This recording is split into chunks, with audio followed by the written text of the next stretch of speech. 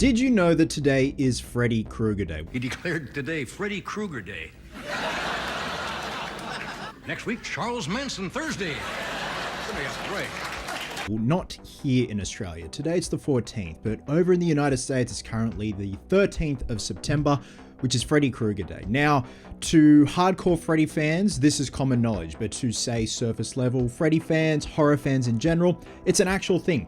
Back in 1991, the mayor at the time of Los Angeles declared that the 13th of September 1991 was Freddy Krueger Day. This was pretty much just a giant promo for Freddy's Dead, the Final Nightmare that was about to come out. So much so, they had a mock funeral for Freddy Krueger on Freddy Krueger Day. They also had an event at the Chinese Theater on Hollywood Boulevard. So it was like a massive reunion for the cast, the crew, people that have worked on these films. And as Robert Chase said, the city wanted to do this as a thank you to all of the Nightmare on Elm Street productions for not being runaway productions. And what I mean by that is that for all the Nightmare films, they had stayed within Los Angeles to film, not going to New York, Canada, other parts of the world. They always remained in Los Angeles. So it was essentially like a thank you, but also a big ass promo for Freddy's Dead, and we all know how that turned out. So for today, Freddy Krueger Day, I thought it'd be fun to do another tier list. Now, we're going to be ranking Robert Englund and Jackie Earle Haley's performances as Freddy Krueger. Like I've done the makeup design tier list of Freddy. I've done the tier list of the gloves, which is super niche, but this is also pretty niche too, because throughout the series, throughout the franchise, even including the remake, the performances have always changed. And we all know for the most part, it's been Robert Englund, but with each film came a different director, apart from the first Elm Street and the seventh Elm Street being Wes Craven. Even then, the Freddy performance from Nightmare 1 to Wes Craven's New Nightmare had changed a little bit, so I thought it'd be fun to rank it this way. Now, obviously, we're going to be focusing on Robert's performance, Jackie Earle Haley's performance. I'm not going to be including like the Goldbergs nor fan films, so case in point, Dave McRae as Freddy Krueger or Neo Freddy from Dylan's New Nightmare, just because we're talking about the main timeline and of course the remake. Now, I'm also going to be including the design elements of Freddy. Like, we are going to be touching on the makeup, the sweater, the glove, stuff like that, because makeup and wardrobe can help kind of elevate a performance when an actor's getting a makeup applied to their face, the prosthetic makeup, and it's very cliche. You hear them say, as I'm sitting in the makeup chair in the trailer, as those pieces are going on, I'm finding that character. And Robert has touched on that, where he found the character when the makeup was being applied, but also, using other elements like Nosferatu, Jimmy Cagney, stuff like that for inspiration for the physicality of the character. So I am going to be touching on the physical aspects, not just the performance. Now let's take a look at our tier list ranking names. If you notice down the bottom, I've doubled up on the Dream Master Freddy. Just disregard, I accidentally uploaded an extra image. So the last image of Freddy, which is part 4 Freddy, just disregard that one. So in terms of our tier list ranking, at the very top, we have This Is God. Like, brilliant performance, showcasing what Frederick Charles Krueger is all about. Coming in second, we have Solid Performance. Not as good as top tier, but still pretty decent nonetheless. Right in the middle, we got Losing Boilerstein. Something's not right here. It's not, the performance isn't as strong as what we're used to. And then coming in second last, we have Snooze Fest. Like, it just does essentially nothing for me. And then at the very bottom, where this isn't Freddy Krueger, we have Filet de Barbie, which is a nice little reference to A Nightmare on Elm Street 5, The Dream Child. So kicking things off, and these are in no particular order as always, which I love about these tier lists. And I love doing tier list videos because the conversation just flows. It's like verbal diarrhea for me, which is great. So we're going to be starting off with the 2010 remake of A Nightmare on Elm Street with Jackie Earle Haley starring as Freddy Krueger. When he was announced as Freddy, I was so ecstatic and excited. Academy Award nominated Jackie Earle Haley, donning the sweater, the fedora, the glove. I think it was a great idea. And this is actually going to be an unpopular opinion. I think he turns in a pretty solid performance. Unfortunately, it's overshadowed by a very poor, lackluster film. And to me, I compare it to, say, Ben Affleck's Batman. I'm fully aware he's not the greatest Batman. I personally love him. Clearly, I've got a tattoo of him. but I'm also aware that he was a decent Batman in a not so great couple of films. And I feel like this is the same for Jackie Earle Haley's Freddy. He has that nice balance of mean, dark, and especially where they take the story of what happened with him and the kids. And at one point, there's that red herring of, was this an innocent man that was killed? And that is his motive for killing these kids. And then you find out, no, he did much more sinister things than Robert's Freddy did, which, it takes it to a much darker place. So in one aspect, I appreciate that approach. And I think Jackie did his absolute best with the tools that he was given.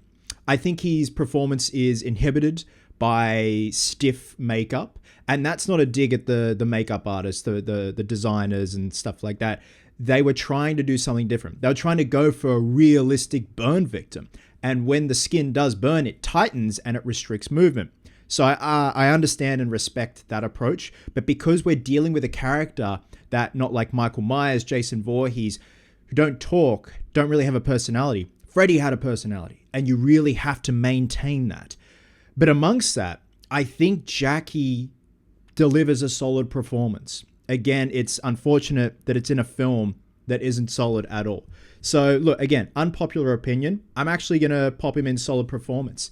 I think I would have loved to have seen some makeup that really showcased his facial movements, his facial features, because you really need to act through that makeup. As Robert said, and other artists and other actors have said, if you don't act the shit out of that makeup, the makeup's going to override you. Coming in next, it's Freddy from Freddy's Dead, the Final Nightmare, or AKA Looney Tunes Freddy. So you guys know my love for Freddy's Dead. And again, I will repeat this ad nauseum. I appreciate it the same way I appreciate Samurai Cop, The Room, Birdemic. It's just so bad. It's good. I think, as Robert said, they felt it was okay to deconstruct and self-destruct it at this point. Jump the shark. Let's just go out with a bang, even though it wasn't the ideal bang that everyone, horror fans, Freddy fans, had hoped for. This is stupid Freddy. This is Pest Freddy. As Dave McRae famously said, he's a fucking loser in this film. So it's a total departure from what we started out with in Elm Street 1 and 2, where you've got dark, mean, nasty Freddy. Whereas this is just a complete shell of what we're used to. So I'm not going to say it's filet de Barbie, because there are redeeming elements in a way that it's entertaining. And I wouldn't say entertaining where it's horrifically entertaining, like from a horror movie standpoint. It's just kind of entertaining to watch how much of a car crash this performance is. And again, I'm not knocking Robert Englund. And Darren Sands from The Slaughtered Lamb made a good point. He's like, I swear Robert Englund had input with what was going on screen, with the Looney Tunes aspect. He's like, wouldn't it be great if we did X, Y, and Z? And that's what Darren said in his best and worst of video for Freddy's Dead with his co-host Frank and Dave McRae. So I'm actually going to pop this in Snooze Fest, where it's entertaining, but in a parody kind of way. It's not the Freddy we started out with. It's not the Freddy that we know and love. But I still find some entertainment in it. And it's not coming from a really good place. If it had been a comedy, sure. Next up, it's Freddy from A Nightmare on Elm Street 5, The Dream Child. Freddy doesn't really make much of an appearance in this film. He kind of weaves in and out. And, before you know it, the film's over. I actually find The Dream Child boring. And I'd go back and watch it now and then. And I find myself getting agitated with how boring it can be. And I know Christian over at Planet CHH loves the film the same way I love Freddy's Dead. And, each to their own. I know Frank Riker of The Slaughtered Lamb, and frankly speaking, loves this film as well. So there are interesting elements in the film, but I feel at this point, and I think with the makeup as well, the makeup, which is very similar to Freddy's Dead, the makeup just doesn't feel as refined as Howard Berger of KMB Effects said. Something just feels off. This feels like lazy slapdash bootleg Freddy. And his performance, again, is, as Dave McRae says, Carnival Barker. He's a comedian, and he's, yet again, like Freddy's Dead, a pest in this film. But to me, I don't find as much entertainment in this Freddy as I do Freddy's Dead Freddy. So that I'm going to be popping the Dream Child Freddy in Filet de Barbie. Very fitting. Next up, we have Freddy Krueger, or the entity portraying Freddy Krueger from Wes Craven's New Nightmare. This is such an underrated installment in the series, let alone an underrated film in general. I think it was way ahead of its time, and you hear a lot of people say that, but it's true. This was the precursor to Scream. This was meta before meta was really a thing, and people really understood what meta was. And this performance from Robert is great, and I think it's severely underlooked at times. I think my biggest complaint with this is the design. And a few of you have probably heard me say, I wish Wes had have gone back to the original look of Freddy. The makeup, the fedora, the sweater with no green stripes on the sleeves, the glove. I would have loved to have seen that look of Freddy with the trench coat, but more rotted, dilapidated. Because this is for the 10th anniversary of the original Nightmare, and you're bringing the OG cast back. I think it would have been great. I appreciate the redesign, and this is a much more bulkier, bigger, beefier, kind of sleek looking Freddy. I just think with such a great performance, it's still evil, mean Freddy, especially in that hospital scene with Julie, the babysitter, and Dylan. I think that is peak in the film for me. But also when Freddy comes out of the bed and we see that transition with Heather Langenkamp and John Saxon from their characters, well, you know, quote unquote characters, even though they're playing fictionalized versions of themselves, from Heather Langenkamp and John Saxon to then Nancy and Lieutenant Thompson. And it's the emergence of Freddy from that bed and the silhouette of Nosferatu. I think it's absolutely brilliant. And it's that nice balance of evil Freddy, mean Freddy, but also sort of jokey. You know, hey, Dylan, ever played Skin the Cat? It's that beautiful balance of he's not a proper trickster like the village idiot, like, you know, Elm Street 5 and 6 Freddy, but he's toying, he's teasing in the most evil way possible. So I think it was a really nice return to form. Sans the design, which I still appreciate, but it would have been so cool to see the OG look of Freddy. Regardless of that, I'm actually going to pop Wes Craven's New Nightmare Freddy in solid performance. And even though technically it's the entity portraying Freddy, I think it's still great. Next up, this is the Freddy vs. Jason Freddy Krueger. So this to me is the epitome of like early 2000s new metal Freddy. I think it's a somewhat decent return to form. Like, there was a massive hiatus from Robert portraying Freddy. The last time was Wes Craven's New Nightmare. I think this time around, the humor definitely outweighs the meanness, the evilness of Freddy. He's joking a lot more, but at the same time, and to me, Freddy vs. Jason is the best versus movie we could get with these two titans of horror. I think it hit just the right time. I love the early 2000s vibe of it. The aesthetic of it, even though it's cheesy and hokey, for me it really works. But I think I think at this point the performance had lost a bit of steam. And I'm not going to say it's because of Robert's age, you know, he was getting up there. I just think that it had peaked at that point. But I still appreciate, you know, certain little aspects where we get Demon Freddy. We see Freddy pissed off when he loses a kill. But again, I think the humor definitely outweighs the evilness of Freddy. You have to, it's a balancing act, and you've really got to maintain that. So I'm actually going to put Freddy vs. Jason Freddy in losing boiler steam. You know, not the worst, but not the greatest. It just kind of was in the middle. Okay, next up, we got Freddy Krueger from A Nightmare on Elm Street for the Dream Master, the MTV Freddy. So this is a fan favorite amongst, you know, the original, Part 3, and to me, like Rennie Harlan had stated when he was going into this film, he wanted to make Freddy like James Bond, like the cool guy. You want to be rooting for Freddy at this point. You don't want to be rooting for the teenagers. Freddy is the hero, and he definitely is in this film, and it is the epitome of the late 80s, the MTV generation Freddy. Like Part 3 Freddy was, it was starting to be MTV Freddy. To me, this is final form pop culture Freddy Krueger. He's joking a lot more, much like Freddy vs. Jason and Elm Street 5 and 6, but nowhere near as much. He's wearing sunglasses, he's training in a dojo even though he's invisible because they ran out of money and they just draped shitty pieces of bed sheets and stuff like that in a set. I think this time around, in terms of Robert's performance, relies way too much on the puns, the dad jokes, even though they're front and center in part 5 and 6.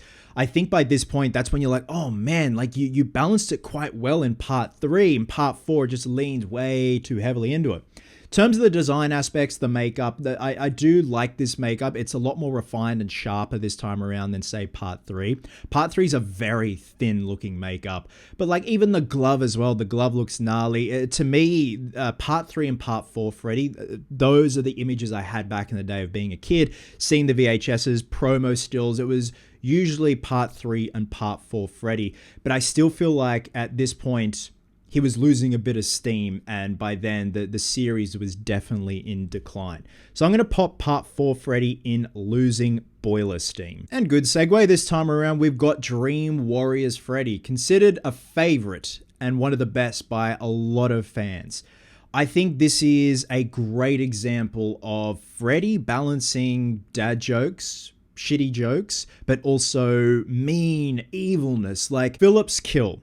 Slicing his feet and wrists open and using his veins like a marionette, how he would build his marionette puppets, I think is such a cruel, gnarly, and sick kill. And it's one of my favorites, up there with Tina's kill from the original Elm Street. I think this is a damn good balancing act right here of leaning into more comical Freddy, but not losing that momentum of what makes Freddy Freddy. At the thick of it, at the heart of it, Freddy is evil. What he did to children is barbaric, disgusting, even though we're not talking about Jackie Earle Haley's Freddy, where that's just absolute vile, disgusting stuff to do to a child. To still take a child's life just for the fuck of it, the sake of it, the sick pleasure of it, that is disgusting.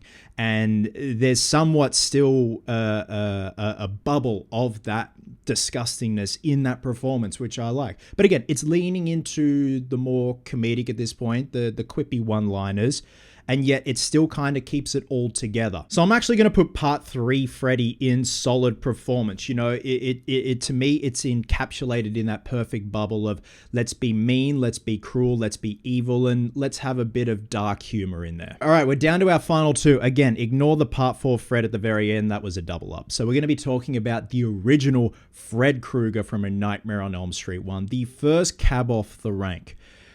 It's fascinating to watch Robert's performance because, again, this was his first time around portraying Freddy. He was 37 years old. He's a young pup.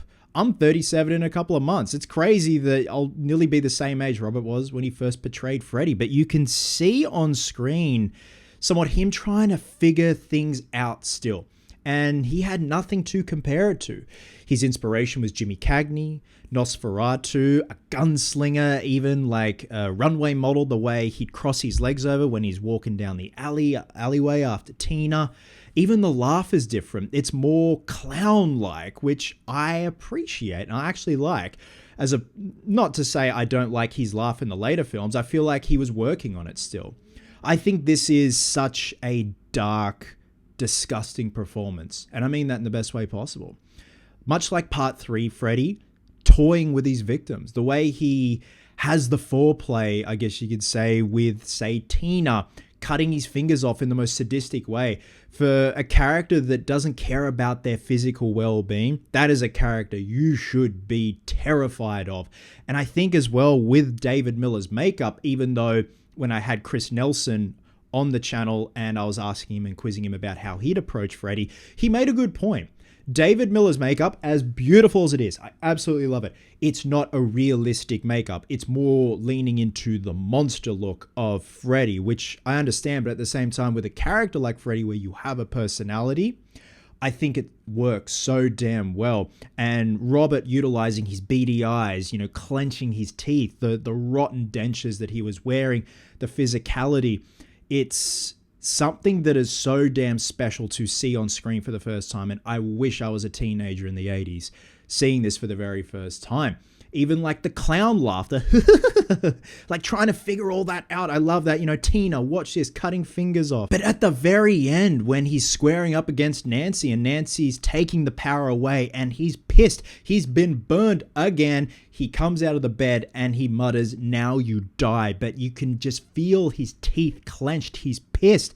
Even when Nancy sets up all the booby traps and he's like, "I'm going to split you in two." I love that. For a first cab off the rank, Part 1 Fred is going up in This Is God. And coming in last, even though it's not going to be last, but our last tier is going to be Part 2 Freddy Krueger from Freddy's Revenge. I'm really glad, and I say this a lot, I'm really happy that Freddy's Revenge has somewhat renaissanced. It's more appreciated these days. I think there's a bunch of great performances in there. I think Mark Patton delivers a great performance. Robert Russler, Kim Myers, Clu Gulager, Hope Lang, they all deliver great performances. But when it comes to Robert's performance as Freddy, it's so dark and it's so beautiful. Paired with Kevin Yeager's beautiful, disturbing, haunting, witch-like makeup, just how it oozes and it just shines in the light when the light hits it and all the sores, and it just looks fresh. The hat, the sweater, the glove, that is the same glove that they used in the first film, much like the Michael Myers mask from the first Halloween. They used that in the second Halloween because money. They didn't have enough money to build another glove, so they figured just, if it's still intact, use the one from the original. And even though we got comedic elements in the first Elm Street, Freddy giggling like a clown almost, and, come to Freddy wiggling his tongue like a sick, sadistic pervert, this Freddy, while there are a few quips, they're more subtle, they're more subdued, where this is darker, meaner Freddy. And I think that's thanks in part to Robert's performance, the makeup, but also the voice modulation. They were still trying to figure things out in the first film with the voice modulation. But this time around, just, you've got the body, I've got the brain, you're all my children now. But also when Freddy says nothing, and you're watching Robert's mannerisms, like the pool party, where Lisa's dad takes a shot at Freddy, and you see with the fire, the flames, he looks like the devil. And I just, it's such a damn good performance. It's darker. It's leaning into the more horrific. And Jack Shoulder said in Never Sleep Again, he felt no compunction to follow the template of the original, which is interesting, because you see a change in the sweater as well. The green stripes are applied to the sleeves. I don't know why that was a thing. I actually tracked down the original costumer from the second film, and I tried to make contact, but unfortunately they had passed away. So I don't know if it was a conscious choice from, say, the costumer, Jack Shoulder, Bob Shea, Kevin Yeager. No one's really talked about it. But going back to Robert's performance, I think back in the day it was severely overlooked. And now when I watch, I'm like, wow, this is somewhat a bit darker than Freddy from the first Elm Street. And it's a memorable one at that, man. Again, it's dark, it's mean, it leans into the comedic just a little bit. And I think it balances out perfectly. So with that, I'm going to be popping Part 2 Freddy up next to Part 1 Freddy in This Is God. And there you go, guys. Those were my tier list rankings of the performances of Freddy Krueger from Robert Englund and Jackie Earle Haley. Happy Freddy Krueger Day. Drop a comment below and let me know your rankings of Robert and Jackie's performances as the Fred Man. Love you guts, and I'll catch you in the next one.